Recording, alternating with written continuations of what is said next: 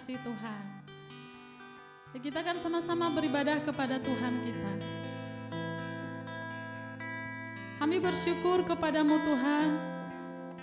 Kasih setiamu dalam hidup kami tidak pernah berubah. Baik kami yang beribadah di rumah ataupun di rumah Tuhan di tempat ini, setiap kami merasakan kebaikan Tuhan dalam hidup kami. Kami ada sampai sekarang itu semua karena anugerah Tuhan. Kami dipelihara oleh Tuhan, kami sangat bersyukur. Terima kasih untuk penyertaan Tuhan yang sempurna dalam hidup kami. Terima kasih Tuhan. Terima kasih Yesus. Anugerah-Mu besar bagi kami. Haleluya. Terima kasih Tuhan. Haleluya. Terima kasih.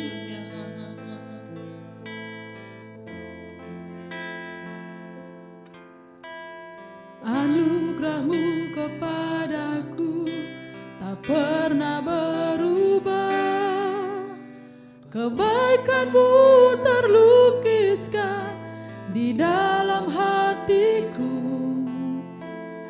Tercengangku dibuat-Mu, ku kagum padamu. Tak ada hal di hidupku yang luput darimu. Kau indah, Kau mulia, tiada sepertimu. Ku ingin hidupku menyenangkan-Mu. Kau terawal dan terakhir, pencipta segalanya.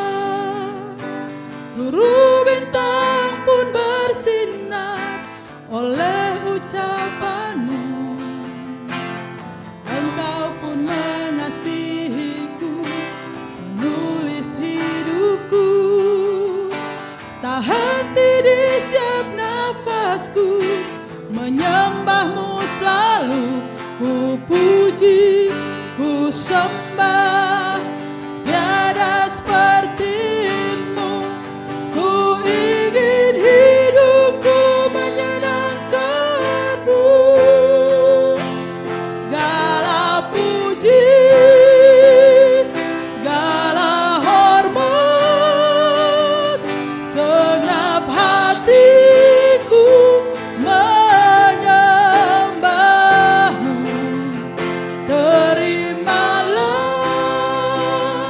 sedap hidupku sebagai persembahan yang hidup.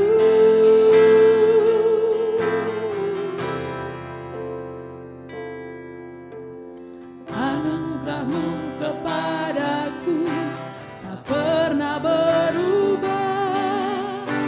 Kebaikan-Mu terlukiskan di dalam hatiku. Tercengangku dibuat-Mu, ku kagum padamu.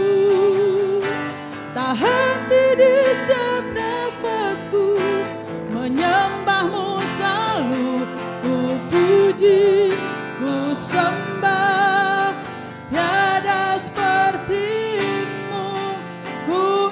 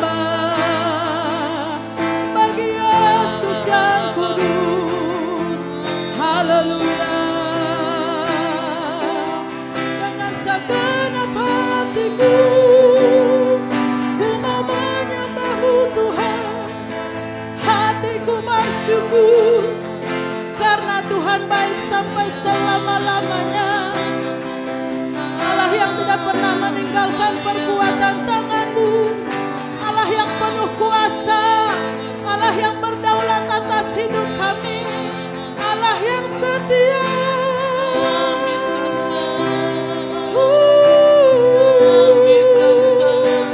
Mulutku bermazmur bagi Allahku, perlindunganku, kekuatan kami.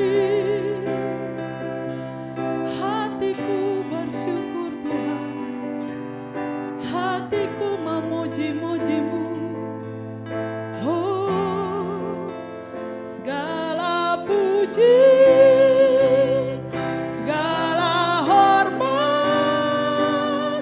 segenap hatiku menyembah-Mu.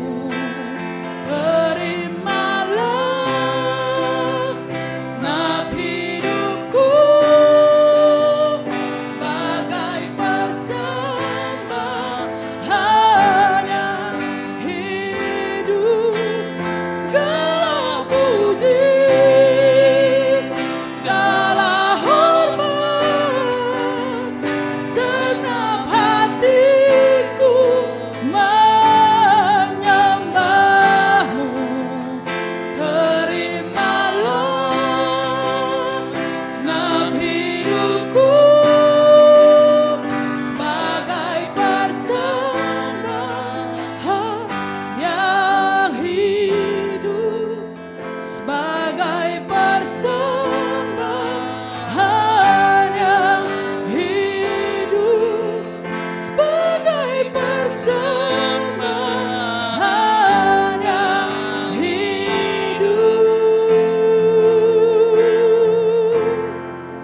Hanya bagi-Mu,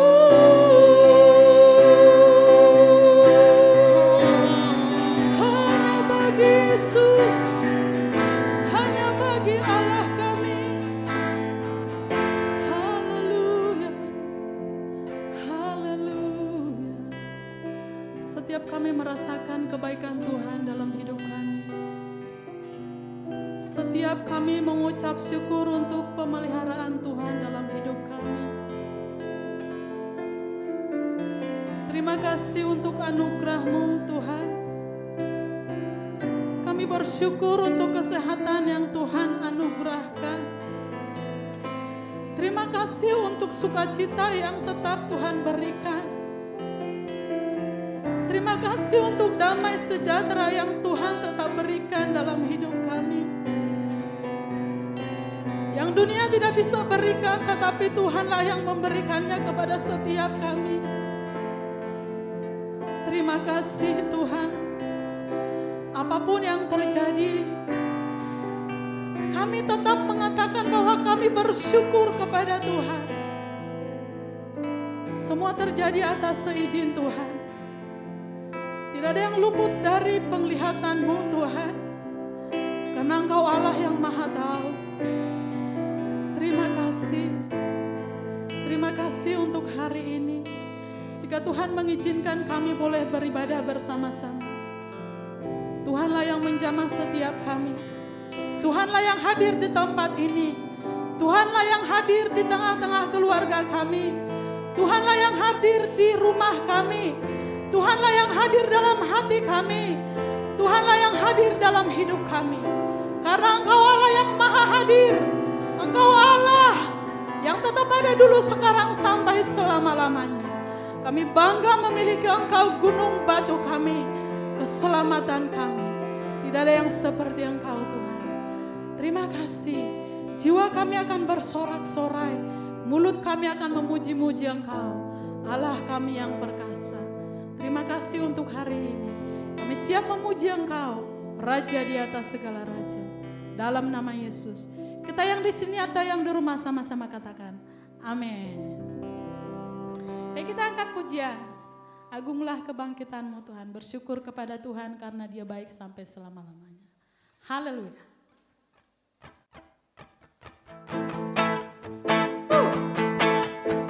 Yang di rumah boleh melompat, tidak apa-apa.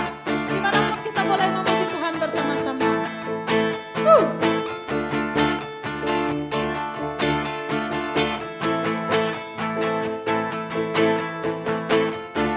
Kami bersyukur kepada-Mu Tuhan.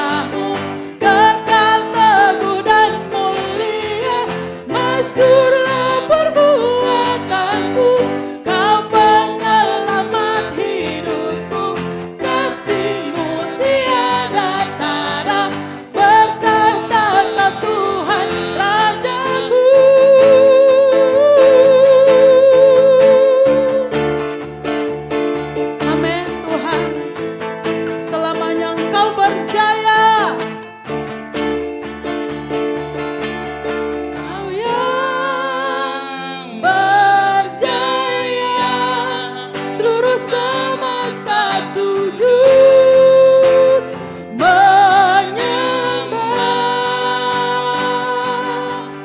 Kau yang berjaya, seluruh semesta sujud menyembah. Agunglah kebangkitanmu, mujizat telah terjadi. Junjung kasih anugerahmu, kekal teguh dan mulia. Masyurlah perbuatanmu, kau penyelamat hidupku. Kasih-Mu tiada tara, bertahta Kau Tuhan Rajaku.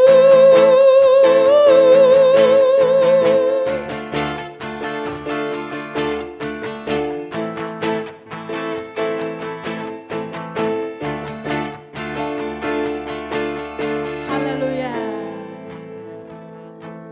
Haleluya. Kerajaan-Mu tidak pernah tergoncangkan oleh apapun. Engkau Allah yang maha dahsyat. Tidak tergoyahkan Engkau Tuhan. Engkau Allah yang berjaya sampai selama-lamanya. Terima kasih. Kami bersyukur Tuhan.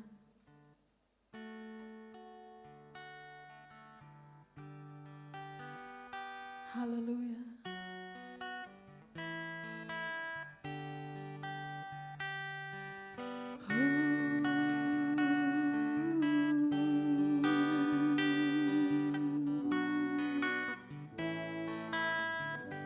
Terima kasih Tuhan. Aku ada semua karena anugerah-Mu. Aku hidup karena anugerah-Mu Tuhan.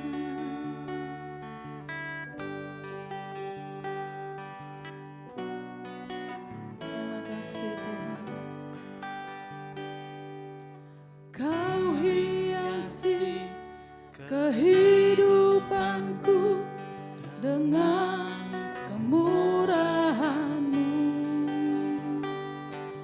Kau rancangkan masa depanku penuh dengan harapan. Aku ada saat ini, semuanya karena kasih-Mu. Aku hidup hari ini, semua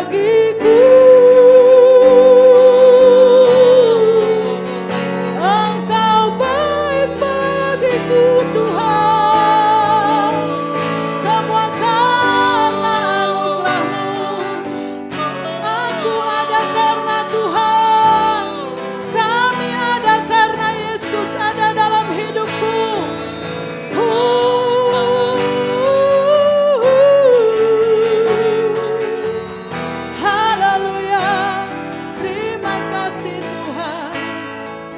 Haleluya. Aku ada saat ini, semuanya karena kasih-Mu.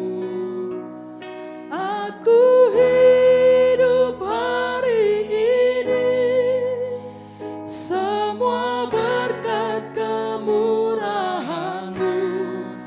Terima kasih Yesus, Engkau sangat baik, teramat baik. Aku ada saat ini, semuanya karena kasih-Mu.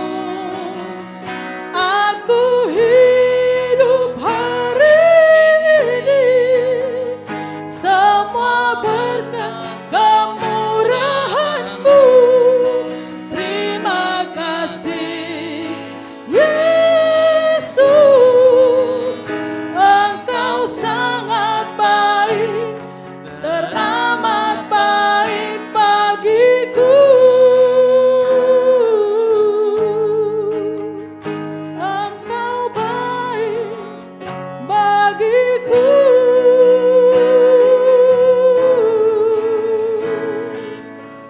Setiap kami merasakan kebaikan Tuhan dalam hidup kami, tidak ada satupun yang terlewatkan Tuhan.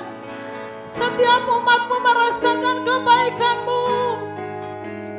Haleluya. Terima kasih Tuhan.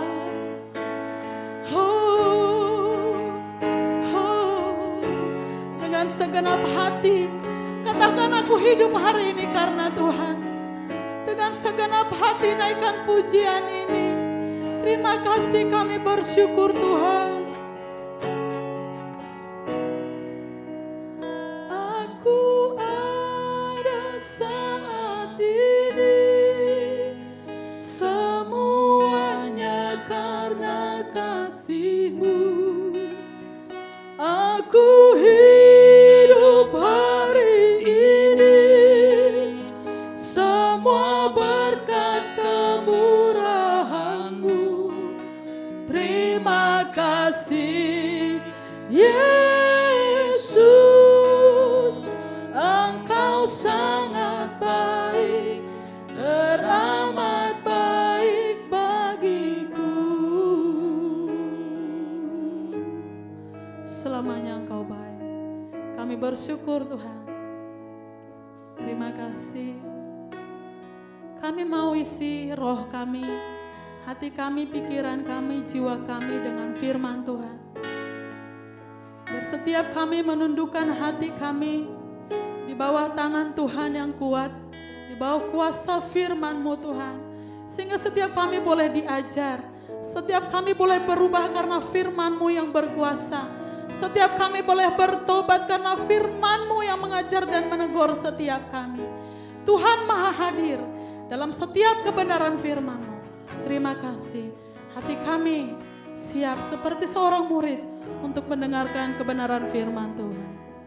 Kita yang siap sama-sama katakan, amin. Baik Ibu, Bapak, Saudara sekalian semuanya, kita sama-sama berdoa dalam Tuhan. Terima kasih Tuhan untuk hari ini Tuhan, kalau kami boleh beribadah di hadapan-Mu Tuhan. Kami bersyukur Tuhan, Kau yang persatukan kami Tuhan dalam setiap momen ibadah Tuhan. Kami percaya Tuhan, Kau hadir di tengah-tengah kami, Kau yang melawat setiap kami, dimanapun kami berada Tuhan, Kau hadir Tuhan. Dan setiap firman yang kita berikan itu boleh menjadi kekuatan bagi setiap kami. Kami percaya Tuhan, oleh karena ada Roh Kudus dalam hati setiap kami Tuhan. Terima kasih Tuhan, urapan yang berbicara Tuhan, biar setiap pesan daripada Tuhan boleh disampaikan pada saat ini Tuhan. Terima kasih Tuhan, dalam nama Yesus Tuhan, haleluya, amin. Salam semuanya Bapak Ibu Saudara sekalian, baik yang di gereja maupun dalam rumah. Kiranya penyertaan Tuhan sempurna atas kita semua. Kita hari ini akan sama-sama belajar firman Tuhan. Kita akan mempelajari setiap firman Tuhan yang akan disampaikan pada siang hari ini. Saya percaya setiap kita mempunyai Dari mulai dari kecil sampai hingga nanti kita bersekolah, kita diajarkan bagaimana kita memiliki sebuah cita-cita. Kita diajarkan bagaimana kita memiliki sebuah impian, sebuah tujuan yang harus kita capai dalam hidup setiap kita. Nah, kenapa hal itu diajarkan? Karena itulah supaya orang menjadi terarah dalam hidupnya, supaya orang mempunyai ada sesuatu yang dikejar dalam hidupnya, sehingga hidupnya tidak hanya melakukan hal-hal yang biasa, tapi ada sebuah tujuan yang ingin dicapai Tuhan dalam hidupnya. Nah, cita-cita tersebut itu membentuk setiap karakter kita, membentuk setiap sifat kita. Bahkan kebiasaan kita akan terbentuk sesuai dengan apa yang kita impikan, yang kita kerjakan bersama-sama. Ya, itu tidak terjadi dengan tiba-tiba, tetapi itu menjadi sebuah hal yang akan dibangun secara terus-menerus mulai dari kita kecil sampai nanti kita hingga menjadi dewasa. Umumnya kita akan menjadi orang-orang yang ingin berhasil, ingin sukses, ya, terbebas secara finansial, merdeka, mengalami banyak hal ya yang ingin kita capai, ingin traveling, ingin kemana ya. Bahkan mungkin juga ada yang bercita-cita ingin jadi orang terkenal ya, karena mungkin zaman saya kecil dengan zaman sekarang mungkin akan beda cita-citanya ya. Banyak hal, banyak profesi yang dulu tidak ada dan sekarang tuh banyak muncul dan banyak ada dalam lingkungan kita. Ya. Banyak, sehingga hal itu membuat orang bekerja keras untuk mencapai itu semua. Ya. Bahkan tidak sedikit banyak orang yang terjebak karena ingin mencapai sebuah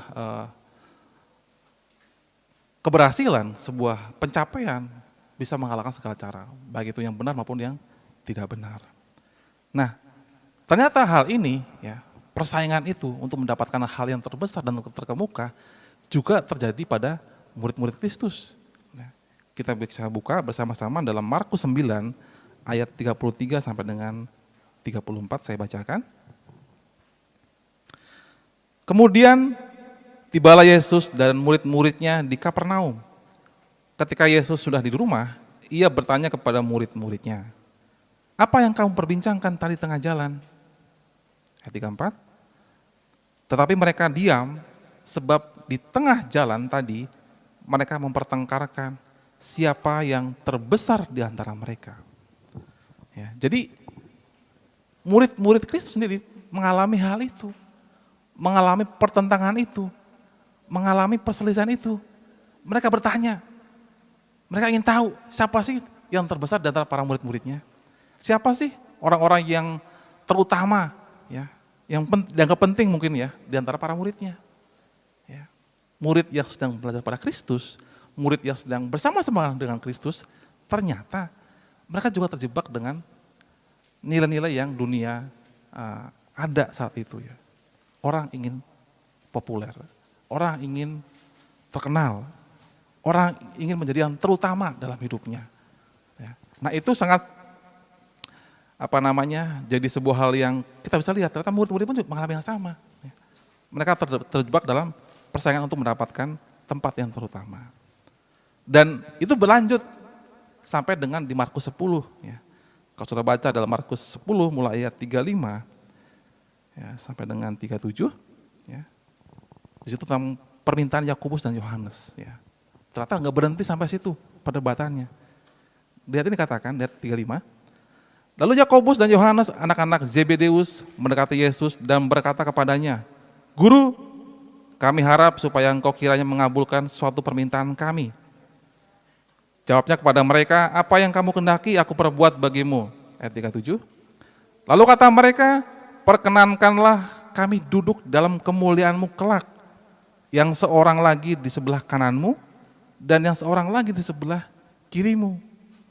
Wah, kalau tadi memperdebatkan di antara murid-muridnya, di sini Yohanes dan Yakobus lebih ekstrim lagi. Mereka langsung minta, "Bisa nggak sih kami minta begini Tuhan? Kami ingin duduk di sebelah kanan kirimu." Ya. Mereka ingin mendapatkan tempat terutama dalam kerajaan Tuhan. Mereka ingin mendapatkan tempat yang penting dalam kerajaan sorga nantinya. Ya. Lalu bagaimana jawab Kristus? Apa yang Kristus ajarkan tentang hal ini? Apa yang Kristus ingin sampaikan kepada murid-muridnya tentang siapa sih yang terbesar? Siapa sih yang dianggap itu orang yang terbesar? yang terpenting kita baca sama-sama dalam ayat 42 di Markus 10 tadi ya. Markus 10 ayat 42 sampai dengan 45. Saya bacakan. Tetapi Yesus memanggil mereka lalu berkata, kamu tahu bahwa mereka yang disebut pemerintah bangsa-bangsa memerintah rakyatnya dengan tangan besi dan pembesar-pembesarnya menjalankan kuasanya dengan keras atas mereka. 43. Tidaklah demikian di antara kamu. Barang siapa ingin menjadi besar di antara kamu, hendaklah ia menjadi pelayanmu. 44. Dan barang siapa ingin menjadi yang terkemuka di antara kamu, hendaklah ia menjadi hamba untuk semuanya. 45. Karena anak manusia juga datang bukan untuk dilayani, melainkan untuk melayani. Dan untuk memberikan nyawanya untuk tebusan bagi banyak orang. Ya. Jadi Kristus hadir ketika ada petang tersebut. Siapa sih yang terbesar? Dan bagaimana sih kalau ingin menjadi orang yang terbesar itu? Ya. Tuhan memberikan sebuah standar yang berbeda dengan dunia. Kalau orang berlomba untuk dianggap terbesar adalah ingin mendapatkan sebuah kedudukan, sebuah jabatan, sebuah otoritas, ya, sehingga mereka berupaya dengan sekuat tenaga untuk mencapai itu, dengan harapan mereka bisa dianggap orang yang besar, ya, orang yang berpengaruh. Tetapi Kristus memberikan sebuah standar yang berbeda. Kenapa? Barang siapa ingin menjadi besar di antara kamu, hendaklah ia menjadi pelayanmu.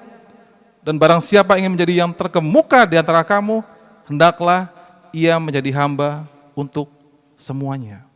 Berbeda. Jadi bukan karena saudara memiliki sebuah keahlian, bukan karena saudara punya sebuah titel yang bisa dibanggakan, bukan karena punya sebuah skill yang bisa saudara pamerkan, bukan punya sebuah jabatan yang membuat saudara menjadi orang yang dianggap besar di mata Tuhan. Tapi adalah orang-orang yang siap menjadi pelayan maupun menjadi hamba bagi sesamanya, bagi semuanya. Ya. Ada sebuah hal yang berbeda. Ada sebuah hal yang bertolak belakang dengan yang selama ini dunia sudah alami. Ya. Yaitu dengan menjadi pelayan dan hamba bagi semuanya. Itu semua terjadi oleh karena Tuhan Kristus. Kristus mengajarkan demikian. Nilai-nilai kerajaan sorga berkata demikian. Ya. Siapa yang terbesar adalah orang yang menjadi pelayan dan hamba bagi sesamanya. Ya. Menjadi seorang pelayan bagi sesama, artinya kalau syaratnya hanya itu aja, menjadi pelayan dan hamba bagi sesama, artinya setiap kita punya peluang yang sama untuk menjadi seorang pelayan. Setiap orang punya kesempatan untuk menjadi orang yang terbesar. Ya. Kenapa? Karena bukan skillnya, bukan kapasitas dia yang diutamakan. Ya. Tentunya tidak menghilangkan bagaimana ketika saudara melayani, saudara juga harus menambah kapasitas setiap kita bersama-sama sehingga di bidang yang kita pelayan sama-sama bisa maksimal dan efektif. Ya. Tetapi dikatakan, artinya menjadi seorang pelayan itu terbuka bagi semua orang. Ya. Saudara nggak harus lulus S2 dulu baru bisa melayani, tidak. Saudara yang mau ambil bagian, saudara yang punya hati, saudara yang mau menjadi pelayan bagi sesamanya, saudara yang mau ambil bagian untuk menjadi hamba bagi sesamanya, saudara seorang pelayan. Ya. Mungkin agak berbeda dengan yang selama ini mungkin kita sering dengar, wah dia seorang hamba Tuhan, dia seorang pelayan Tuhan. Ya, mungkin ada banyak istilah-istilah seperti itu, banyak orang yang mendapatkan gelar ataupun sebutan seperti itu. Ya. Tapi apakah benar yang disebut tadi sebagai seorang pelayan adalah ataupun hamba Tuhan adalah orang-orang yang benar-benar pelayan menurut Kristus? Ya. Kita bisa cek dari hal tadi. Apakah orang itu benar melayani sesamanya? Apakah orang tersebut benar mau menjadi hamba bagi sesamanya? Tidak hanya justru malah minta dilayani. Ya. Karena kalau seorang pelayan minta dilayani, dia bukan seorang pelayan. Ya. Karena Kristus mengajarkan setiap orang adalah orang lain adalah bukan dilayani seperti itu. Nah, penghalangnya apa sih? Apa penghalang terbesar kita untuk menjadi seorang pelayan? Sekali lagi bukan masalah skill, sekali lagi bukan masalah kemampuan bukan kapasitas kita, tetapi adanya keinginan untuk menjadi seorang atau sesuatu. Itu penghalangnya. Ya. Ketika muncul dalam hati kita, ketika kita muncul sebuah keinginan untuk menjadi lebih diri kita dibanding Tuhan.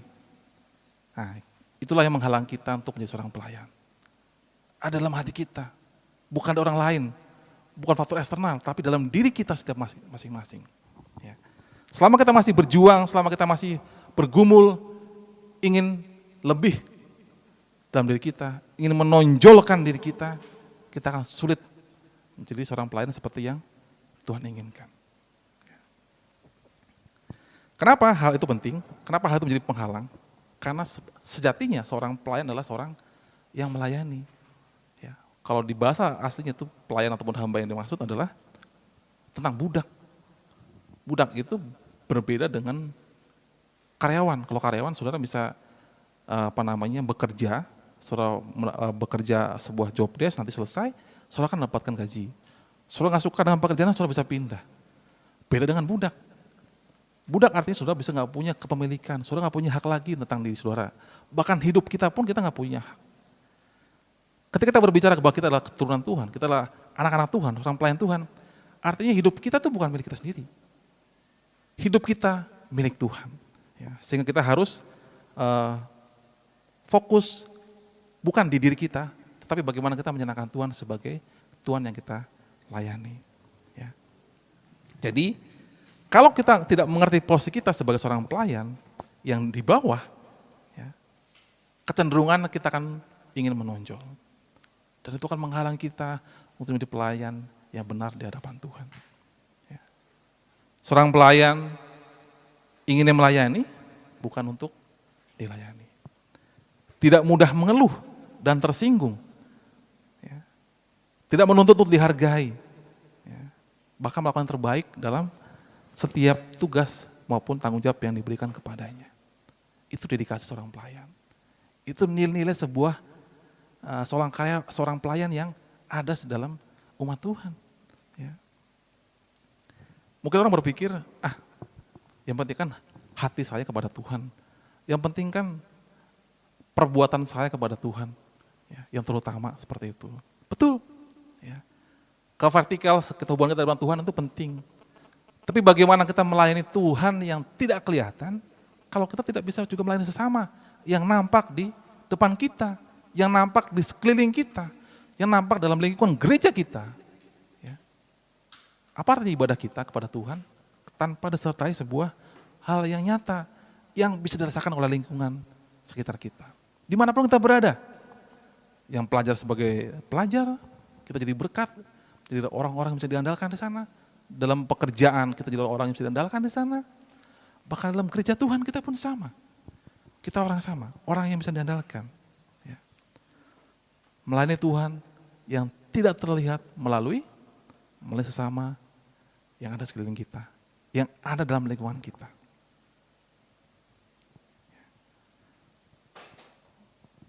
Hamba Kristus. Ya.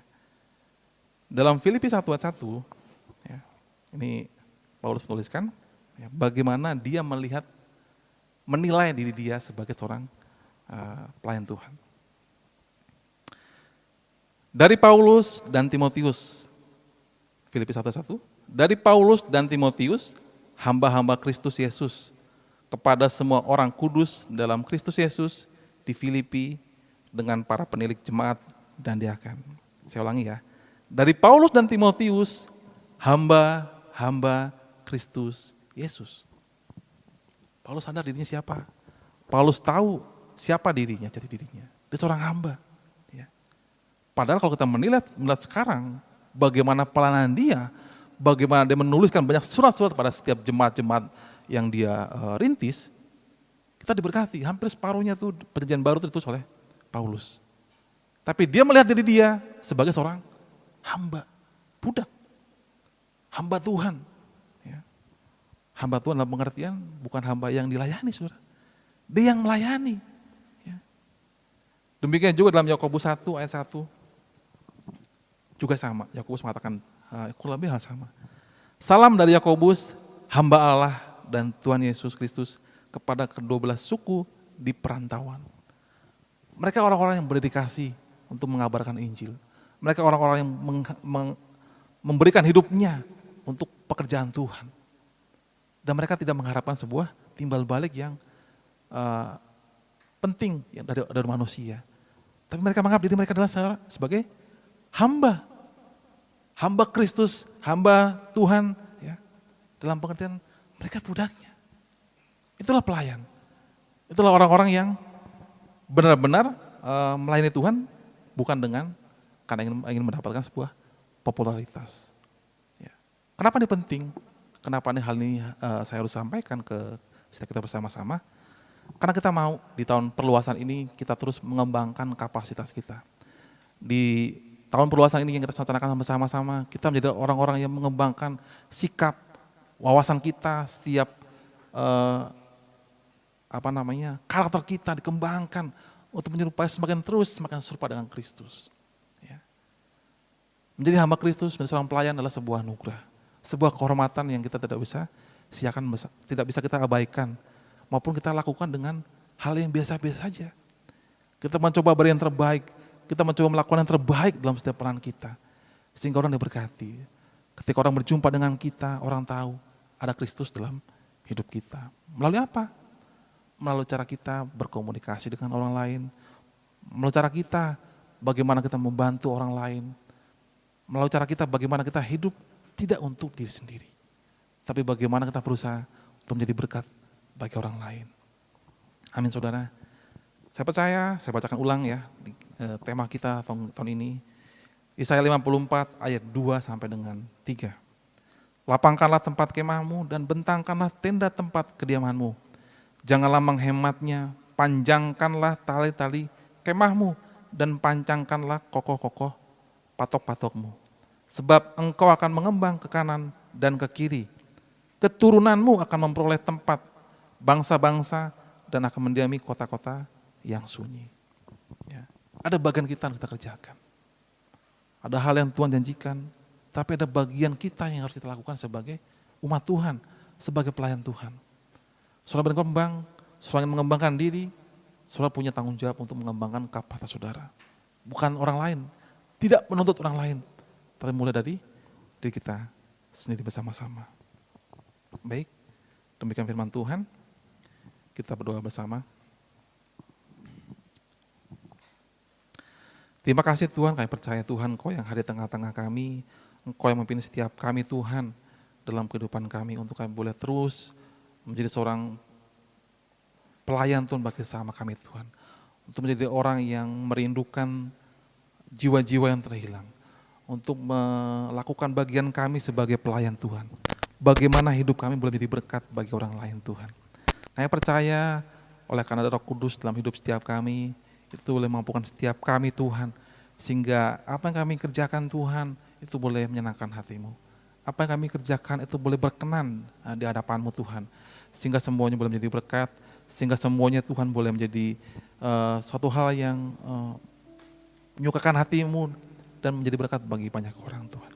Terima kasih Tuhan, kami mengucap syukur Tuhan untuk firman hari ini. Mampukan kami Tuhan untuk menjadi pelaku firman Tuhan, sehingga apa yang kami dengar, apa yang firman kami dapatkan hari ini itu boleh menjadi benih yang berakar kuat dalam kehidupan kami Tuhan. Dan itu boleh berbuah dalam kehidupan kami. Terima kasih Tuhan. Jemaat Tuhan, kita sama-sama akan mengadakan perjamuan kudus.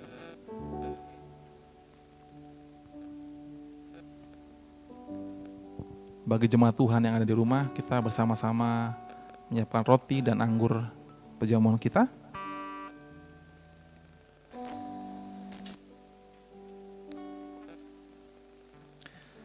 Saya bacakan dari firman Tuhan dari 1 Korintus 11, mulai ayat 23 sampai dengan 29.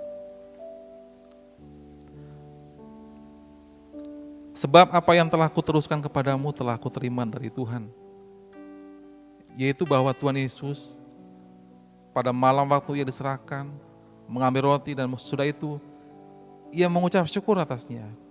Ia memecah-mecahkannya dan berkata, inilah tubuhku yang diserahkan bagi kamu. Perbuatlah ini menjadi peringatan akan aku. Demikian juga ia mengambil cawan, sudah makan, lalu berkata, cawan ini adalah perjanjian baru yang dimeteraikan oleh darahku. Perbuatlah ini setiap kali kamu meminumnya menjadi peringatan akan aku. Sebab setiap kali kamu makan roti ini dan minum cawan ini, kamu memberitakan kematian Tuhan sampai ia datang. Jadi barang siapa dengan cara yang tidak layak makan roti dan minum cawan Tuhan, ia berdosa terhadap tubuh dan darah Tuhan. Karena itu hendaklah tiap-tiap orang menguji dirinya sendiri, dan baru sudah itu ia makan roti dan minum dari cawan itu. Karena barang siapa makan dan minum tanpa mengakui tubuh Tuhan, ia mendatangkan hukuman atas dirinya. Baik, Bapak Ibu sekalian, bersama-sama kita angkat roti kita.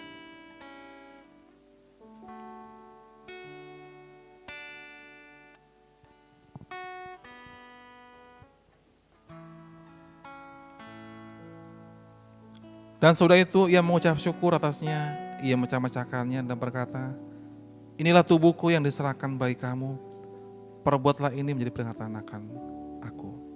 Mari kita sama-sama makan.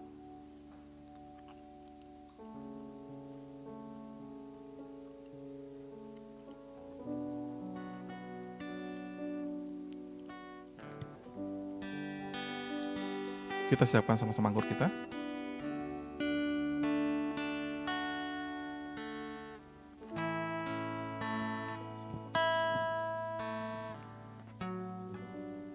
Demikian juga yang mengambil cawan, sudah makan lalu berkata, cawan ini adalah perjanjian baru yang dimeteraikan oleh darahku. Perbuatlah ini setiap kali kamu minumnya menjadi peringatan akan aku. Baik, kita sama-sama minum.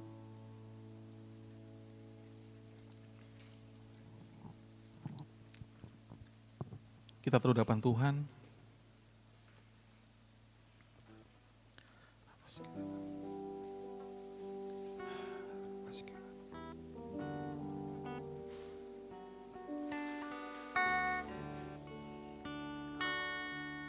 Terima kasih Tuhan, terima kasih kalau hari ini kami boleh melakukan perjamuan kudus. Kami boleh mengingat Tuhan apa yang sudah Engkau kerjakan bagi setiap kami.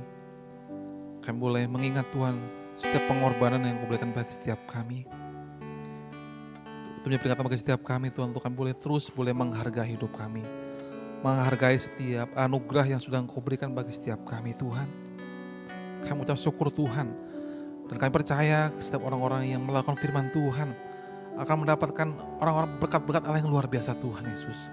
Kami berdoa Tuhan untuk setiap jemaat-Mu Tuhan, yang mungkin sedang sakit Tuhan, kami berdoa bersama-sama Tuhan, ada kesembuhan daripada Tuhan yang terjadi Tuhan, ada pemulihan yang terjadi Tuhan, bagi orang-orang yang sedang mendapatkan kesusahan hati Tuhan, Kau yang memberikan mereka kelegaan Tuhan, Kau yang memberikan mereka penghiburan Tuhan.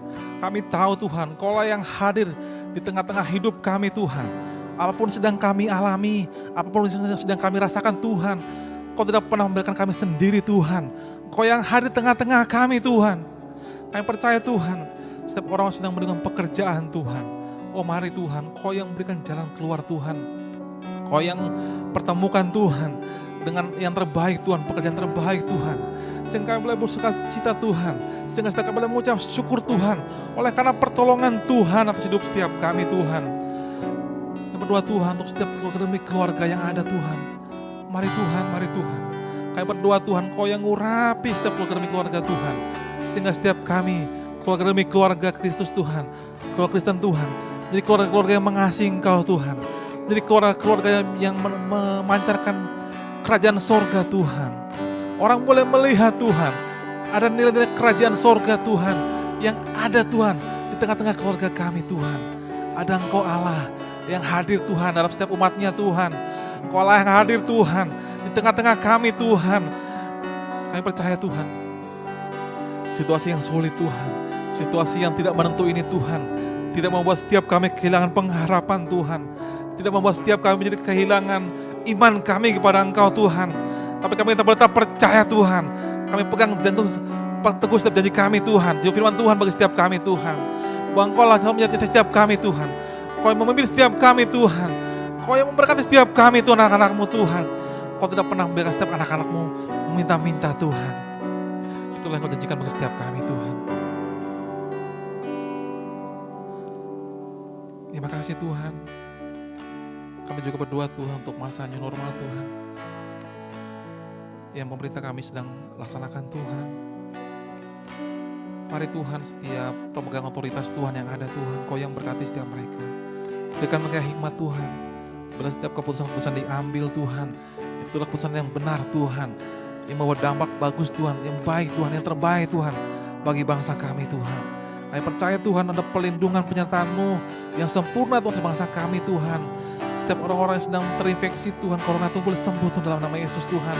Setiap orang memiliki imunitas yang tinggi Tuhan, sehingga mereka semua tidak mudah terjangkit Tuhan. Bangsa ini boleh bebas Tuhan dari corona Tuhan. Bangsa kami boleh merdeka Tuhan dari setiap sakit penyakit Tuhan, corona ini Tuhan. Pandemi ini boleh berakhir Tuhan, oleh karena pertolongan daripada sorga Tuhan, oleh karena pertolongan daripada Tuhan Yesus. Kami percaya Tuhan, setiap kami boleh mengalaminya, oleh karena kami tahu, kami percaya kami memiliki Allah yang luar biasa Tuhan. Kau berkuasa Tuhan, jauh melebihi Tuhan apa yang manusia sanggup pikirkan Tuhan. Terima kasih Tuhan, terima kasih Tuhan. Jemaat Tuhan, kita sama-sama akan tutup ibadah kita. Kita angkat tangan kita bersama-sama.